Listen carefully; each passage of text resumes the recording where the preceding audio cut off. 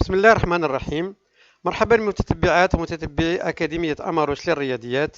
Bonjour les élèves du deuxième année baccalauréat, toutes les branches scientifiques. Aujourd'hui, on va traiter un théorème important appelé théorème des valeurs intermédiaires. Théorème des valeurs intermédiaires. Avant de démarrer, il faut savoir donc la différence entre l'image et l'antécédent par une fonction numérique. Ici, on a une courbe représentative d'une fonction numérique f dans un plan muni d'un repère orthonormé OIJ. L'écriture là, regardez cette écriture, si on écrit f de point r, une flèche r, x, une flèche avec un petit trait, y égale f de x. Cette écriture-là, mathématiquement, se lit f est une fonction numérique de l'ensemble de départ r, qui est l'ensemble des nombres réels, vers l'ensemble d'arrivée r, qui est l'ensemble des nombres réels, qui, à tout x, appartient à l'ensemble r, associe y appartient à l'ensemble R. Et on écrit, quel que soit x appartient à l'ensemble de départ R, existe y appartient à l'ensemble d'arrivée R, tel que f de x égale à y. Et cela aussi se lit, l'image de x par la fonction numérique f est y. Donc y, c'est l'image de x par la fonction numérique f. En même temps, x est l'antécédent de y par la fonction f. Dans le théorème qu'on va traiter maintenant, on va lire, au lieu de quel que soit x appartient à R, existe y appartient à R, on va lire, quel que soit y appartient à l'ensemble d'arrivée, existe un x appartient à l'ensemble de départ. Et on démarre. Théorème des valeurs intermédiaires. Regardez, on a un plan muni d'un repère orthonormé. Ici, on a OI, l'axe des X. Ici, on a OY, OJ, ou bien OY, l'axe des Y. L'axe des X est appelé aussi l'axe des abscisses et l'axe des Y est appelé aussi l'axe des ordonnées.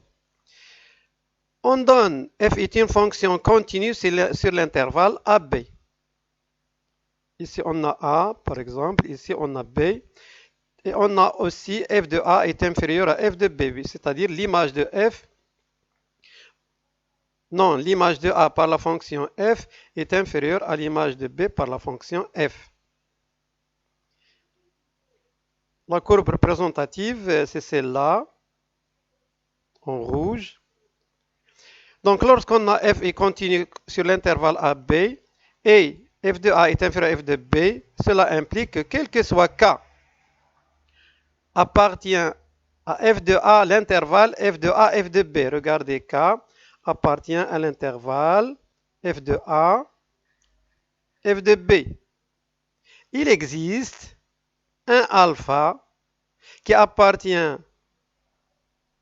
l'intervalle AB, regardez, alpha ou alpha prime, il existe au moins, on dit il est ici, il existe au moins alpha à partir de l'intervalle AB, tel que f de alpha égale à k, ou bien f de alpha prime égale à k, tel que f de alpha égale à k. Donc c'est ça le théorème des valeurs intermédiaires. F est une fonction continue sur l'intervalle AB et l'image de f est inférieure à l'image de A est inférieure à l'image de B par la fonction numérique f. Cela implique que quel que soit k appartient à l'intervalle f de A, f de B, existe au moins un élément alpha de l'intervalle AB tel que f de alpha égale à k. Ça c'est le cas général du théorème des valeurs intermédiaires, TVI. Type de questions posées pour appliquer ce théorème-là.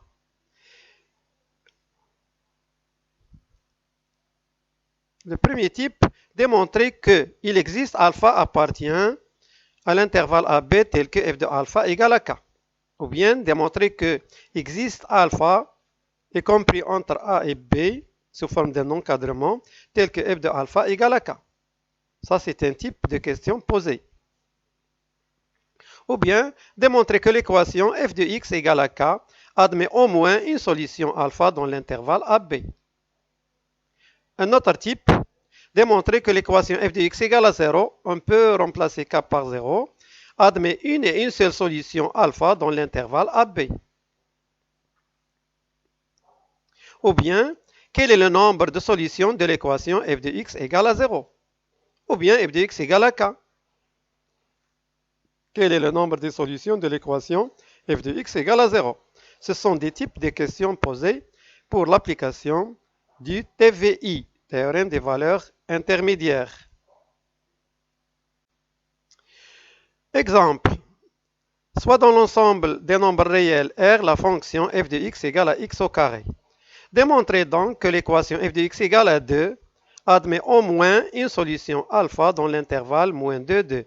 Donc à la place de l'intervalle AB, on a moins 2, 2. Et à la place de k, on a 2 et f de x égale à x au carré. On va traiter cet exemple-là.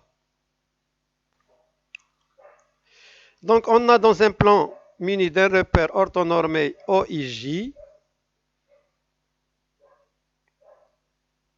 cette courbe représentative qui représente la fonction f de x égale à x au carré.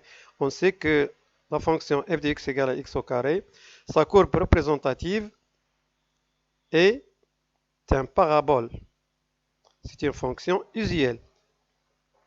Cette fonction-là est décroissante sur l'intervalle moins l'infini 0 et croissante sur l'intervalle 0 plus l'infini. Donc, on commence. F est continue sur l'intervalle moins 2, 2. Regardez. Continue sur l'intervalle moins 2, 2. Donc, quel que soit x appartient à l'intervalle moins 2, 2. X appartient à l'intervalle moins 2, 0. On divise l'intervalle moins 2, 2 en deux intervalles qui contiennent le premier contient des nombres négatifs et le deuxième des nombres positifs.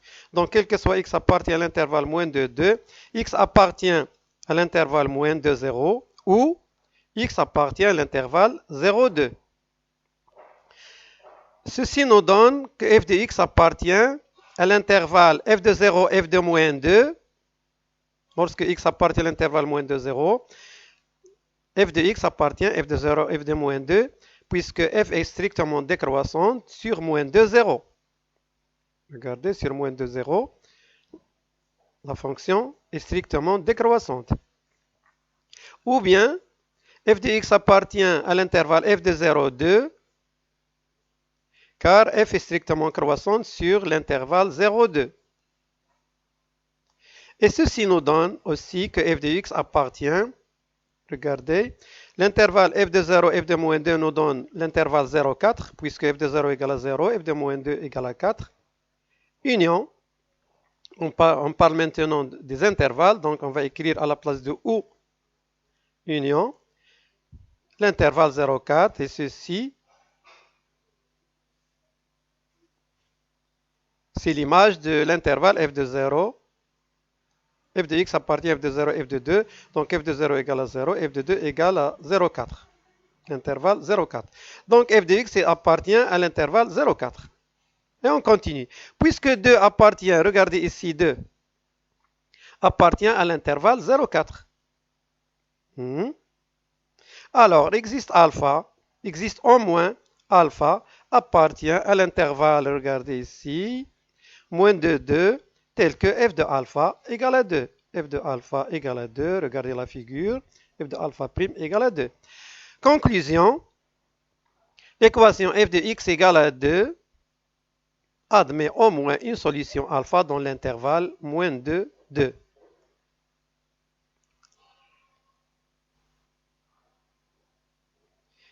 Deuxième forme du théorème des valeurs intermédiaires. Voilà donc un plan muni, comme tout à l'heure, un plan muni d'un repère orthonormé OIJ. Maintenant, on a f et continue sur l'intervalle AB.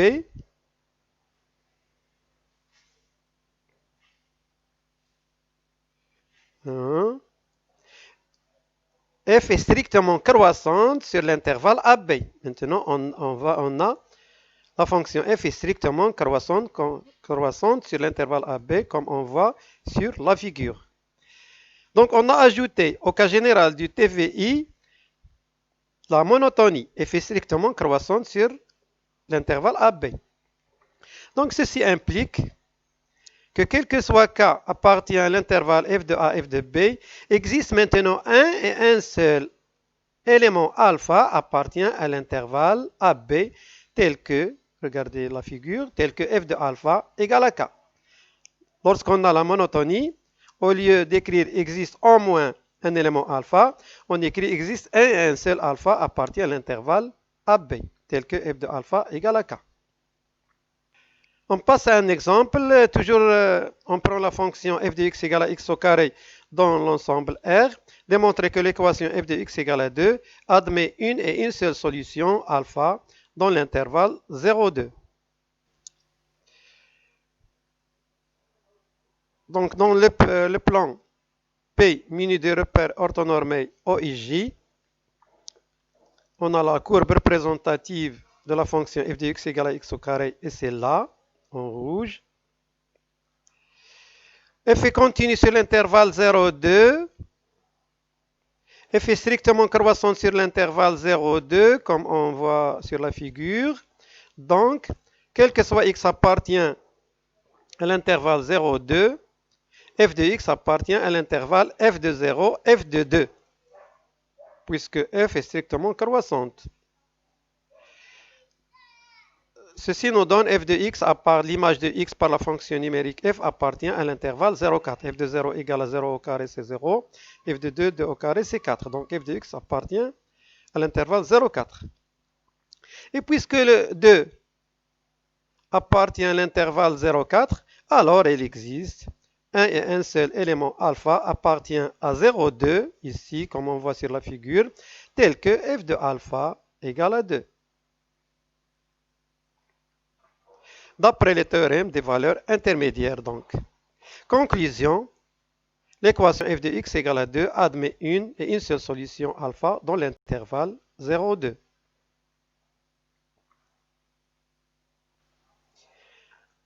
Un autre exemple, soit toujours la fonction f de x égale à x au carré dans l'ensemble des nombres réels R, démontrer que l'équation f de x égale à 2 admet une et une seule solution alpha dans l'intervalle moins 2, 0.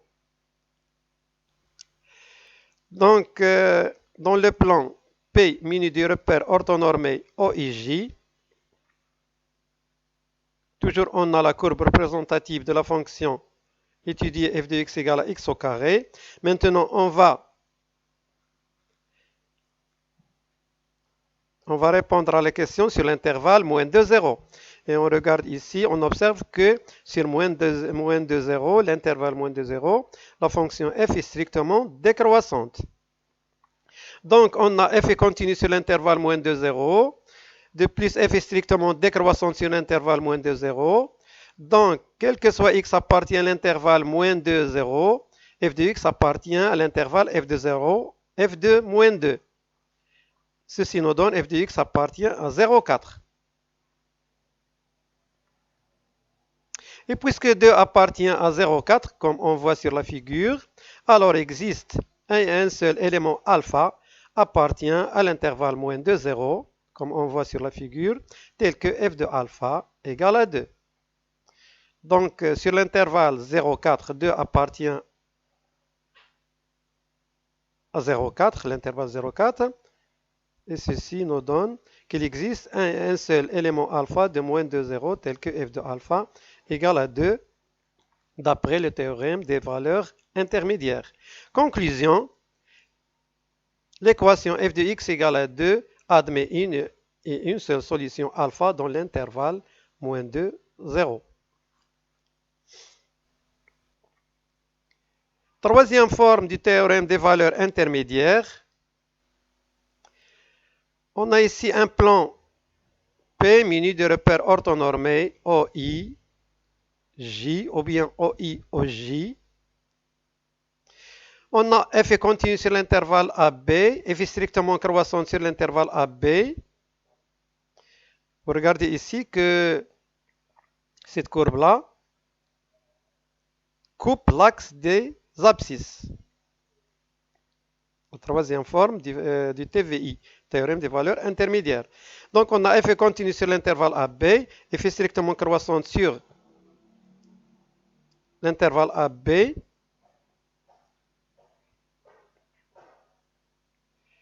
Lorsqu'on a f de A, le théorème dit, lorsqu'on a f de A, l'image de A par la fonction f, multiplié par l'image de B par la fonction f est négatif, alors existe un et un seul élément alpha appartient à l'intervalle AB tel que f de alpha égale à 0. Tel que f de alpha égale à 0. Donc si on a f est continu sur l'intervalle AB, f est strictement croissante sur l'intervalle AB, et f de A multiplié par f de B. Regardez f de A ici négatif, f de B positif. Donc le produit de deux nombres, l'un positif et l'autre négatif, c'est négatif. Donc il existe un et un seul alpha appartient à l'intervalle AB tel que f de alpha égale à 0, comme on voit ici. Exemple, on va étudier, ou bien on va répondre à cette question-là, soit la fonction numérique f de x égale à x carré moins 1 dans l'ensemble des nombres réels R, démontrer que l'équation f de x égale à 0 admet une et une seule solution dans l'intervalle 0, 2. Méthode. La première méthode, donc ici on voit la fonction, ou bien la représentation graphique de la fonction x au carré moins 1, x au carré, la fonction f de x égale à x carré moins 1, admet un minimum au point 0, d'abscisse 0 et d'ordonnée moins 1. X au carré est jimnena, ou x carré moins 1, nena. Donc f est continu sur l'intervalle 0, 2, f est strictement croissant sur l'intervalle 0, 2. On a donc f de 0 égale à moins 1, on remplace x par 0, on trouve moins 1, et f de 2 égale à 3, et regardez que moins 1 fois 3, c'est négatif. Donc f de 0 fois f de 2 est négatif. Puisque le produit de f de 0 et f de 2 est négatif, alors il existe un et un seul élément alpha appartient à 0, 2, comme on voit ici sur la figure, tel que f de alpha égale à 0, d'après le théorème des valeurs intermédiaires. Conclusion, l'équation f de x égale à 0 admet une et une seule solution alpha dans l'intervalle 0, 2. Ça, c'est la première méthode, c'est-à-dire on a appliqué le produit de deux images qui sont 0 et 2, ou bien f de 0 et f de 2.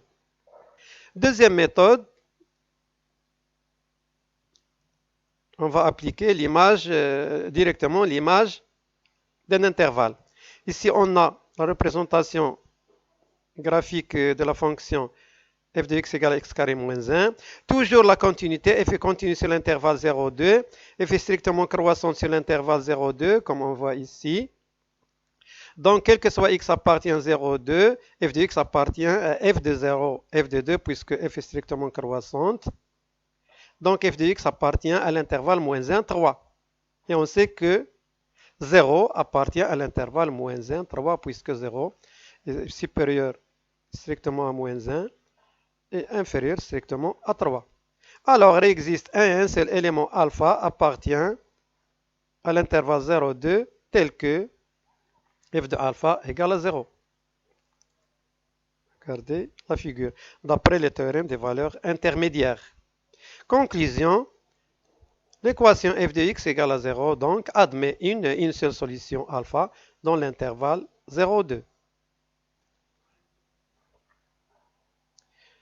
Quatrième forme du théorème des valeurs intermédiaires.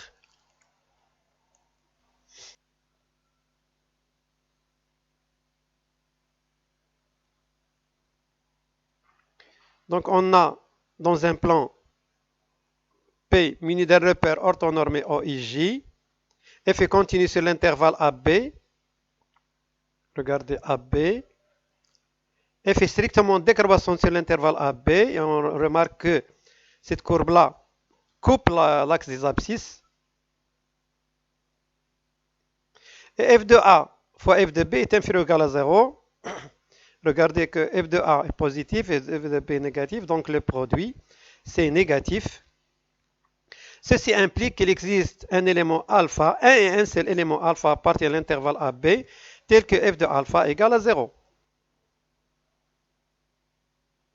Exemple, soit la fonction f de x égale à x carré moins 1 dans l'ensemble des nombres réels, démontrer que l'équation f de x égale à 0 admet une seule solution alpha dans l'intervalle moins 2, 0. Donc, la voilà, la courbe représentative de la fonction étudiée f de x égale à x carré moins 1. Première méthode, on va appliquer le produit de deux images. On a f est continu sur l'intervalle moins 2, 0, comme vous voyez la figure. F est strictement décroissante sur l'intervalle moins 2, 0. On a f de moins 2 égale à 3, puisque moins 2 au carré c'est 4 moins 1 c'est 3. Et f de 0 égale à moins 1. F de moins 2 multiplié par f de 0 est négatif. Donc ceci nous donne, existe un seul alpha appartient à moins 2, 0, tel que f de alpha égale à 0, comme vous regardez ici sur la figure, d'après le théorème des valeurs intermédiaires. Conclusion, l'équation f de x égale à 0 admet une seule solution alpha dans l'intervalle moins 2, 0. Dans cette première méthode, on a appliqué le produit de deux images qui nous donne un résultat négatif. Deuxième méthode, on va appliquer l'image d'un intervalle. F est continu sur l'intervalle moins 2, 0. F est strictement décroissante sur l'intervalle moins 2, 0. Donc, quel que soit x appartient à l'intervalle moins 2, 0, comme vous remarquez ici sur la figure. F de x appartient à f de 0, f de moins 2. Ceci nous donne f de x appartient à l'intervalle moins 1, 3. Puisque 0 donc appartient à l'intervalle moins 1, 3, alors il existe un seul élément alpha appartient à moins 2, 0, comme vous regardez ici sur la figure, tel que f de alpha égale à 0. Conclusion d'après le théorème des valeurs intermédiaires. Conclusion, l'équation f de x égale à 0 admet une seule solution alpha dans l'intervalle moins 2, 0.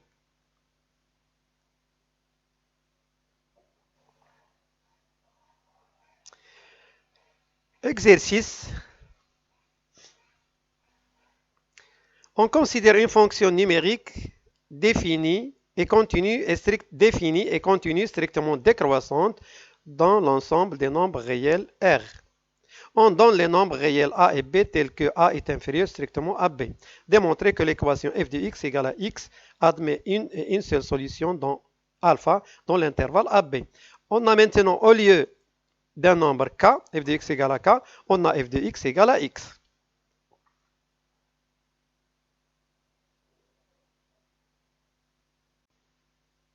Donc, soit la fonction numérique g définie sur l'ensemble des nombres réels R par g de x égale à f de x moins x.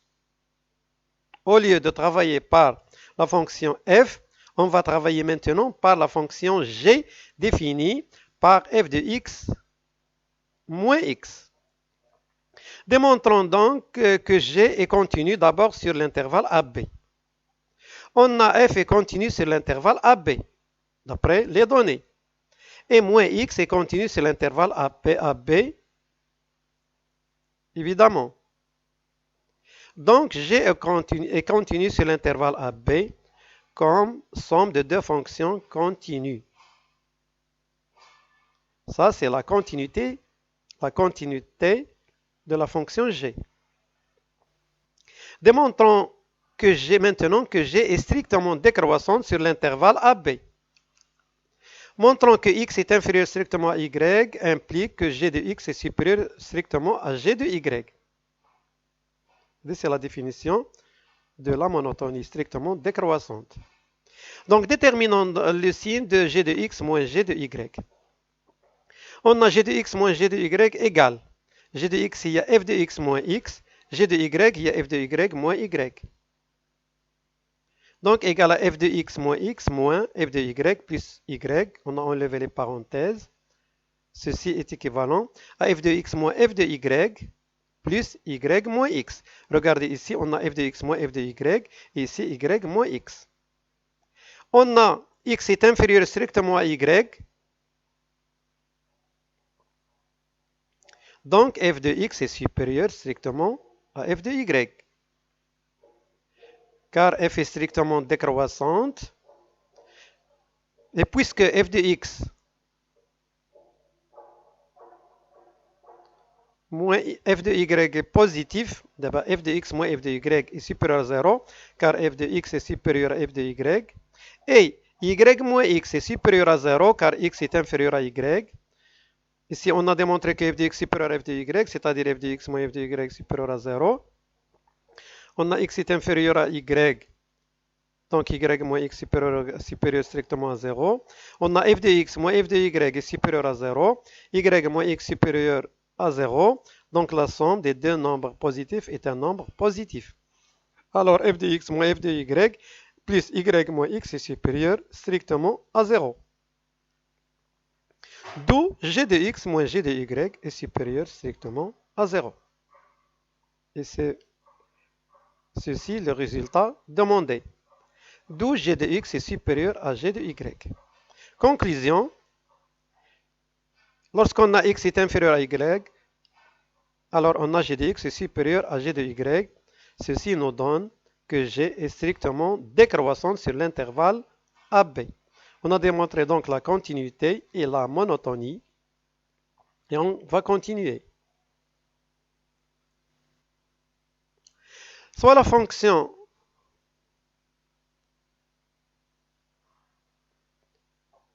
numérique g définie sur l'ensemble des nombres réels par g de x égale f de x moins x. Donc on a g est continu sur l'intervalle AB. G est strictement décroissante sur l'intervalle AB. On a g de a égale à f de a moins a.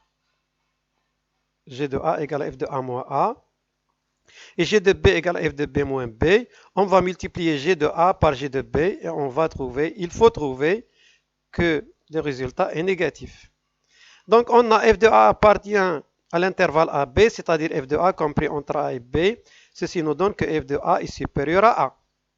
Et ceci nous donne aussi que f de a moins a est positif. Donc f de a moins a est positif implique que g de a est positif. Donc on a g de a est positif. De même, f de b appartient à l'intervalle AB, implique que f de b est inférieur strictement à b. Ceci nous donne que f de b moins b est inférieur à 0. F de b moins b est inférieur à 0. Donc g de b est inférieur à 0. Regardez ici, on a g de a, l'image de a par la fonction g positive, l'image de b par la fonction g est négative. Puisque g de a fois g de b donc est négatif, alors il existe un seul alpha appartient à l'intervalle AB tel que g de alpha égale à 0. Et puisque g de alpha égale à f de alpha moins alpha, on remplace g de alpha par f de alpha moins alpha, on va trouver f de alpha moins alpha égale à 0, et ceci nous donne f de alpha égale à alpha. Conclusion, l'équation f de x égale à x admet une et une seule solution alpha dans l'intervalle AB.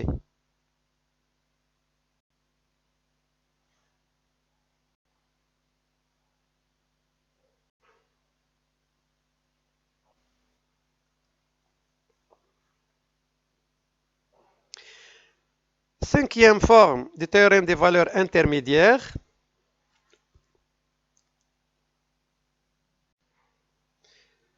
Toujours on a dans un plan muni d'un repère orthonormé O et J, une fonction numérique f.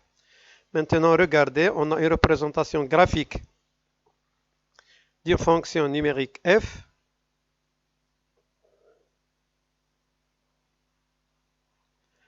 donc f est continu sur l'intervalle AB.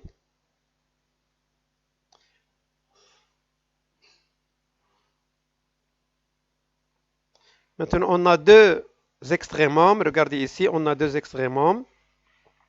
Le minimum de f, c'est petit m. Le maximum de f, c'est grand M. Donc, quel que soit k appartient à l'image de l'intervalle AB par la fonction numérique f, k appartient à l'intervalle minimum de f, maximum de f. Regardez ici. Le minimum, c'est m. Le maximum, c'est m, grand M. Donc, k appartient à l'intervalle petit m, grand M. Petit m, c'est le minimum de la fonction f. Grand M, c'est le maximum de la fonction numérique f. Donc, quel que soit k appartient à f de a, quel que soit k appartient à f de a b, c'est-à-dire k appartient à l'intervalle petit m, grand M, il existe au moins alpha appartient à l'intervalle AB. Regardez ici, au moins alpha, alpha prime, tel que f de alpha égale à k.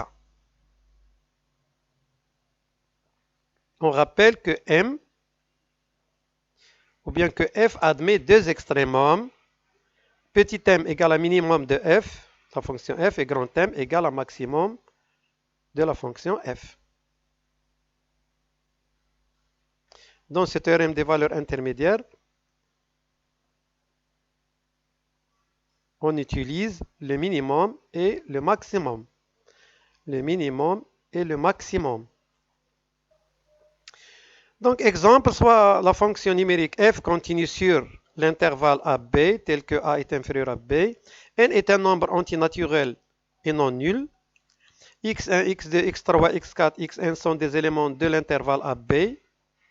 Sachant que f de l'intervalle AB égale à petit m, grand M, petit m minimum de f, grand M maximum de f, démontrer que existe un nombre c appartient à l'intervalle AB tel que f de c égale à 1 sur n, somme de 1 jusqu'à n de f de xi. Regardez ici, on a une somme. Somme de 1 jusqu'à n de f de xi. Bien de somme de i égale à 1 jusqu'à n de f de xi.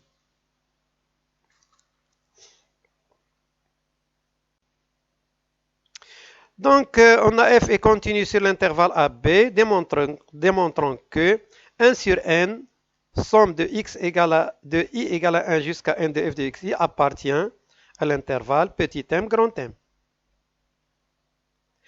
Soit x1 appartient à l'intervalle AB. Ceci implique que f de x1 appartient à l'intervalle f de AB. Et ceci implique que f de x1 appartient à l'intervalle petit m, grand M. Et ceci nous donne que f de x1 est compris entre m, petit m et grand M. De même, x2 appartient à l'intervalle AB, f de x2 appartient à f de AB, implique que f de x2 appartient à l'intervalle petit m, grand M, et ceci nous donne f de x2 est compris entre petit m et grand M. On rappelle que petit m c'est le minimum et grand M c'est le maximum. De même, x3 appartient à l'intervalle AB, f de x3 appartient à f de l'intervalle AB, qui nous donne f de x3 appartient à l'intervalle petit m, grand M. Donc f de x3 est compris entre petit m et grand M. Ainsi de suite jusqu'à x petit n.